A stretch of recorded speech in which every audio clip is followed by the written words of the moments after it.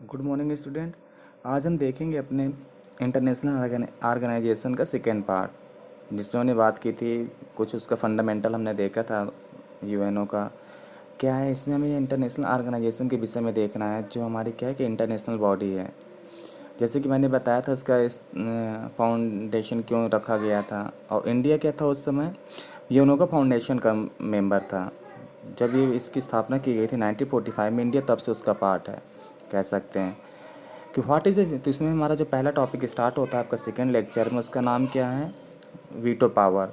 The consent of all permanent members of the UN Security Council is mandatory to any resolution. तो इसमें से क्या है, जितने भी परमानेंट मेंबर होते हैं उनमें से क्या है, किसी भी प्रपोजल में अगर उन्हें उसे करना पड़ता है कि हाँ ये होना चाहिए, तो पाँच के पाँचों मेंबर क्या होने चाहिए, उसमें एग्रीमेंट होना चाहिए उनका, सबकी हाँ होनी चाहिए। एक भी मेंबर अगर उसमें कोई वीटो कर देता है ना में, तो फिर वो रिजोल्यूशन पास नहीं होता वहाँ से।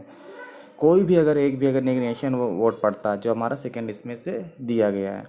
फिर इसमें क्या, जो परमानेंट मेंबर हमारे आते हैं सिक्योरिटी में, जो परमानेंट जो मेंबर हैं हमारे कौन है, UK, Russia, China, France and USA. आप देख सकते हैं ये हमारे देश क्या हैं, परमानेंट मेंबर है। आप इनको क्या करेंगे कि एक वर्ड मैप में इनको फिल करना है। जब आप बनाएंगे तो देखेंगे वहाँ पर कैसी सिचुएशन आ, देखेंगे कहाँ कहाँ पर कंट्रियाँ स्थित हैं। फिर इसमें क्या है, proposal criteria for the permanent membership in UN Security council. तो यानी कि आप ये आपने कभी सोचा भी नहीं होगा, क्या कोई कंट्री यूएन का परमानेंट मेंबर बन सकता है कि नहीं बन सकता।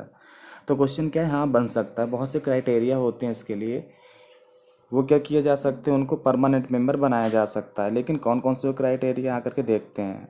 तो एक देश के पास में क्या होनी चाहिए, सबसे पहले मेजर मिलिट्री पावर, यानी कि उसकी जो मिलिट्री पावर होनी चाहिए वर्ल्ड में क्या होनी चाहिए, रिकग्नाइज मिलिट्री पावर होनी चाहिए, और वो इंडिया के पास में है।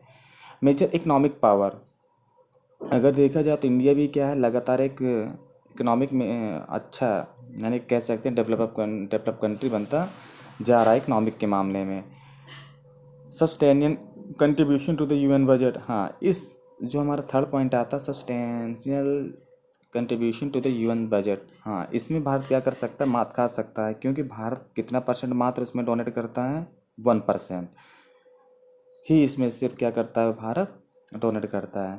Big nation on population term, तो ये आप जानते हैं कि भारत क्या है, सबसे बड़ी डेमोक्रेसी कंट्री है वर्ल्ड में, और ये क्या करता है, इसको प्रमोट करता है। और कह सकते हैं डेमोक्रेसी है, क्योंकि यूएन के जितने मेंबर होते हैं वो क्या करते हैं, डेमोक्रेसी को पहले से फैलाने की बात करते हैं। Democracy and human rights respecting, इसमें से क्या जो डेमोक्रेसी की बात आती है, डेमोक्रेसी में क्या ह्यूमन राइट्स की बात आती है, तो ह्यूमन राइट्स रिस्पेक्टिंग में भी भारत का अच्छा खासा अपना एक स्थान है। Diversity in economic, geographical and cultural term, तो इसमें से क्या है, डाइवर्सिटी के हिसाब से, इकोनॉमिक के हिसाब से, जियोग्राफिकल हिसाब से भी देखा जाए, कल्चरल टर्म में भी, तो भारत का इसमें कोई सानी नहीं है। तो इस तरह हम कह सकते हैं कि भारत को भी क्या होना चाहिए, इसके यूएन का पार्ट होना चाहिए, और बन भी सकता है।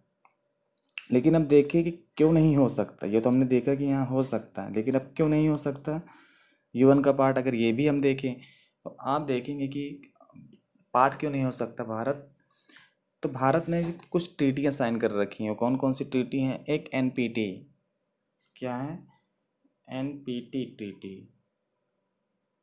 एनपीटी ट्रीटी का मतलब क्या होता है, non proliferation treaty.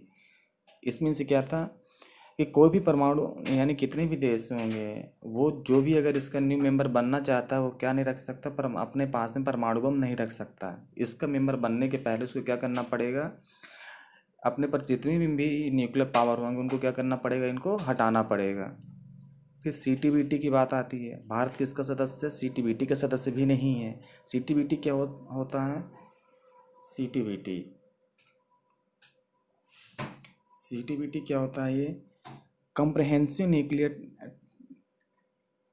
Treaty boundary होती है। इसमें से क्या होता है, कोई भी जितनी अगर इस ट्रीटी को साइन, इस ट्रीटी में अगर नहीं आता वो, तो उसमें से या क्योंकि इसमें से सीधे सीधे किसकी बात की जाती है कि कोई परमाणु बम रख ही नहीं सकता, यानी कि ना तो कोई ट्रायल कर सकता है न्यूक्लियर टेस्ट का। लेकिन भारत ने क्या किया था, 1998 में न्यूक्लियर टेस्ट कर लिया था, कह सकते हैं पूरी तरह से, शक्ति नाम था उसका। तो यहाँ पर क्या था, भारत ने तो इसका सदस्य भी नहीं है, इसका सदस्य होना जरूरी है।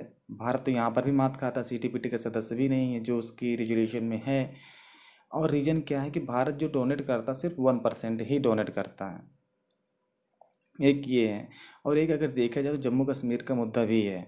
जम्मू कश्मीर का मुद्दा ये है कि अगर कहीं भारत अगर इसका सदस्य बन गया तो क्या करेगा, क्योंकि अपने हमेशा अपने में वीटो कर लिया करेगा वो, तो कभी भी ये कश्मीर का मुद्दा उनका तो क्या हो जाएगा, हाथ से ही निकल जाएगा वो पाकिस्तान से। इसलिए कभी भी इस तरह डिस्प्यूटेड कंट्री को नहीं रखा जाता है। तो एक ये बात है, तो यहाँ पर ये भारत के लिए क्या है, निगेटिव है ना कह सकते हैं। लेकिन इसको पॉजिटिव बनाया कैसे जा सकता है, क्योंकि देखें अगर यूएनओ में हमारे कितने मेंबर इसको भारत का अपोज करते हैं। आपका अमेरिका करेगा नहीं, रूस करेगा नहीं, फ्रांस कभी भारत का अपोज करता ही नहीं है। हाँ, एक हो गया ब्रिटेन और दूसरा है चाइना। तो ब्रिटेन क्या कहता है, ब्रिटेन कहता है कि ठीक है आप इसके मेंबर तो बन सकते हैं लेकिन आप कभी वीटो नहीं करेंगे। तो ब्रिटेन तो है इस तरह कंडीशन लगा रहा, चलो ठीक है किसी तरह से अंदर तो जाएंगे। लेकिन बात आती है, बात की जाए किसकी, चाइना की। चाइना वहाँ पर क्या करता है, हमेशा एक अड़ंगा लगाता है, वही इसमें भारत को रोकने की कोशिश करता है। लेकिन हम इसको कैसे तोड़ सकते हैं, हम उसको एम टी सी आर क्या है, जो Bharat M T C R का सदस्य है और China M T C R का सदस्य नहीं है। मतलब हम यानी काउंटर कर सकते हैं चाइना को। चाइना से हम अगर चाहें तो चाइना से कह सकता है कि तुम्हें एम टी सी आर का सदस्य बनना है तो तुम हमें यहाँ का सदस्य बना दो। तो इस तरह हो सकती है। और एम टी सी आर क्या होता है, ये क्या होता है, जो घातक मिसाइलें होती हैं जो खरीदना और बेचने का जो काम किया जाता है, अगर कोई इसका सदस्य नहीं है तो वो कभी मिसाइल इस तरह की मिसाइलों को नहीं पा सकता। लेकिन भारत क्या है, इसका सदस्य है, तो यहाँ पर एक भारत यहाँ वीटो कर देता है कि चाइना इसका सदस्य नहीं बनेगा। तो इस तरह यहाँ पर क्या हो जाता है, ये रुक जाता है।